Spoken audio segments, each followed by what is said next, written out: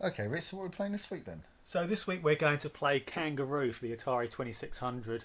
Now, this game is generally played for points really, so it's not really got an ending like a lot of Atari 2600 games. So I thought we'd try to do one full loop of the game and just see how far we can get, sort of do it for points really. So the game is a Donkey Kong alike. It came out in 1982 in the arcades, and it's actually one of the earliest games from Sunsoft. Atari ported it to the 2600 in 1983. Do you have any experience with the game at all? None at all. Do you want to get to it then? Yeah, let's go. So this game is, like I said, it's somewhat like Donkey Kong. So you've got to get to the top to rescue your baby. Pressing the fire punches things. That's it. So you've got to worry about these monkeys. They throw rocks at you. And you see the little thing bounce at the top of the screen. It falls down at you as well. So, can I punch that rock? I think you might be able to. Actually, that's not a rock. That's fruit. Can I kick that up, that fruit? Yeah. Just trying to avoid it. You don't have to hit the bells, but you can do. And hitting the bell, watch out for that thing. Oh shit, the rock. I was watching a monkey. Okay. So the bells, you don't have to hit the bells, but if you hit it, it brings the fruit back and you can go back down the screen sort of collecting fruit again.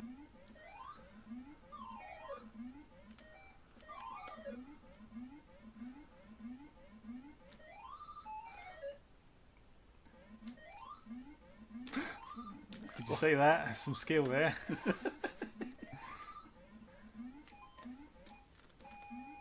I don't trust that rock. No! I guessed wrongly. 2 of the 3 stages.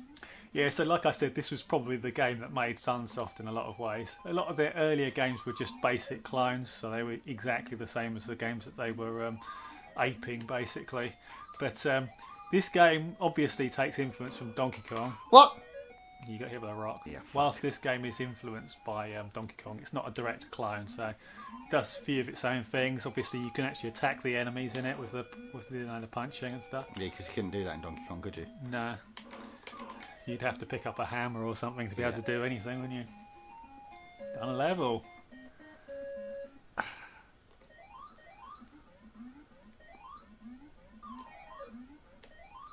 you can't climb up. Oh, God.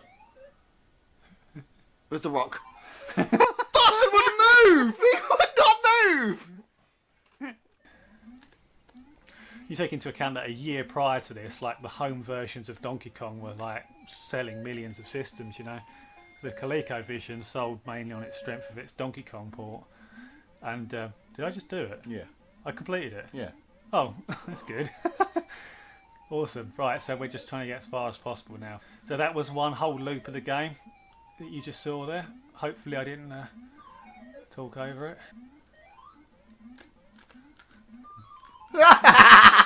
I was walking off a slight step. Yeah, so this game originally had 4 stages in it. Unfortunately, they lost one of the stages in the translation to the Atari.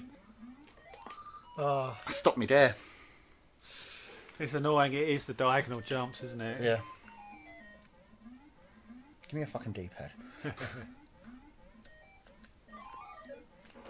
How did people react when they saw a D-pad for the first time, do you think? They hated them mostly. People in my brother's generation, they just carried on using joysticks, didn't they? I mean, my brother bought a joystick for the Mega Drive as soon as we got one. Again, this game must have been fairly popular as well because it actually appeared in Saturday Supercade, which was sort of an American cartoon show. It was like an anthology cartoon that starred a bunch of video game characters.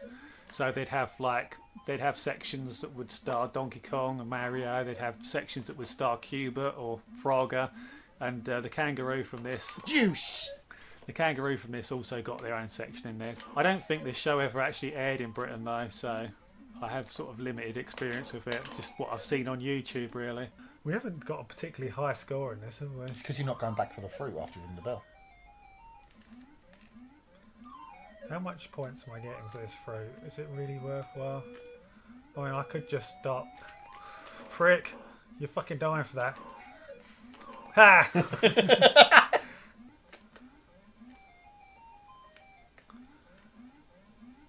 Yeah, this game was... Raw bonus points for level are dropping. Are they? Oh, I see. They're probably worth a lot though, those cherries. 400 each.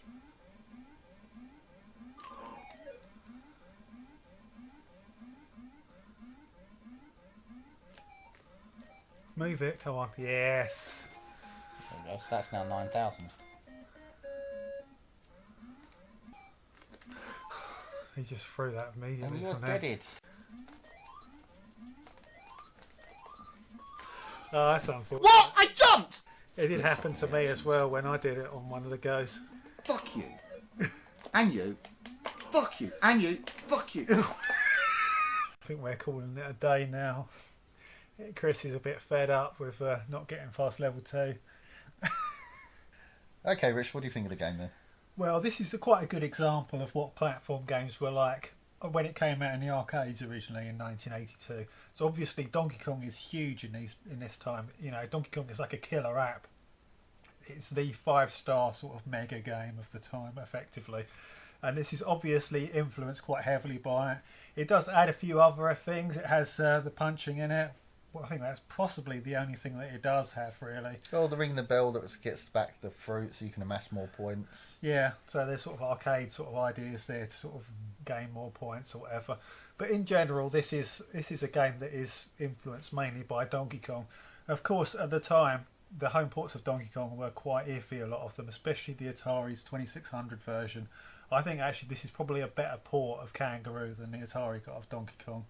But obviously it's missing one level, which again, kind of normal. Donkey Kong ports generally miss a level a lot of the time on consoles as well. But what really does need to be brought up though is 1983 is the year when computers started to take off more. And obviously computers didn't have to worry about memory as much because they had the RAM on the computer. You load a game into the RAM, and when you turn the computer off, it would empty the RAM. You'd load another game in. So the computers were out, and the fact that they had RAM meant that they could do much more ambitious games, much longer games. Even like the Spectrum has 48k of memory, you know, whereas these games you were lucky if they were 16k in size a lot of the time. So hence the fact that a lot of games on the Commodore and the Spectrum at this time, not only were they much longer games with lots of distinctive levels, but they also had sort of more. There was more to the gameplay as well, more things like switches and puzzle aspects sometimes and such. Yeah. So the year that it took to transition from the arcades to the Atari 2600, things had moved forwards a bit, but it's still quite a polished Atari game. It's got, it's a very, very early platform game. These are like the original platform games, really. So this is quite an early example. And I think that it does a reasonable job with its 3 levels.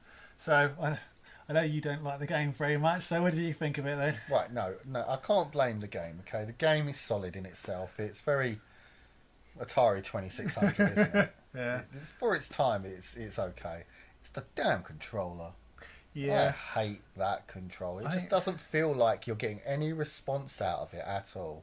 These types of games require more precision than a lot of the other Atari 2600 games. In Space Invaders, you're just going left and right and firing. You're not having to do sort of diagonal jumps.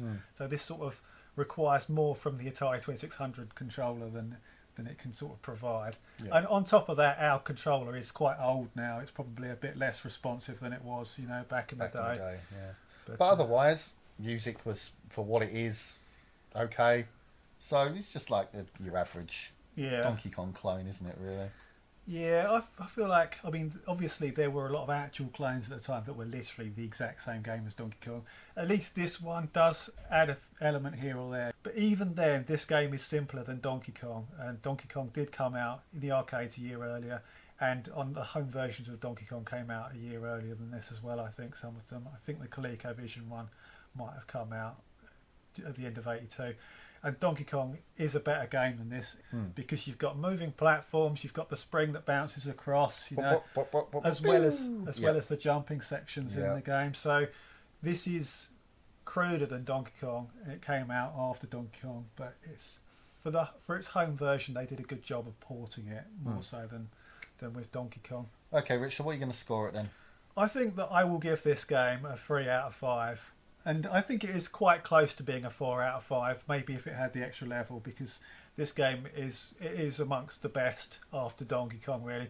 But like we said, it's slightly cruder than Donkey Kong. And 1983 is really the time when the bar was raised higher. I mean, this is the year that games like Manic Miner, Chucky Egg came out this year, Lode Runner, I believe, came out this year as well. So, and Jumpman. And those games do somewhat blow this away. So really, in 1983, if you had the money, you wanted to be transitioning to a micro. You wanted to get an 8-bit computer like the Spectrum or the Commodore, or maybe even the Atari 8-bit computers at this stage. So they're quite reasonable at the time. So yeah, a 3 out of 5 for me. But I think it's a high 3. What do you reckon then? I'm just going to give it a basic, straight down the middle 3. Yeah? I think it's average. And that's about it. Okay, guys, that's Kangaroo for this week. Pretty average game. He wasn't too keen on it. I mean, it's a simple game, but that's what you expect with the 2600, isn't it, really, you know? Yeah, average game. I'm not going to hold the controller against it, but that's the reason I didn't like it. Frustrating, but, you know. Anyway, guys, if you liked it, give us a comment. Tell us what you think.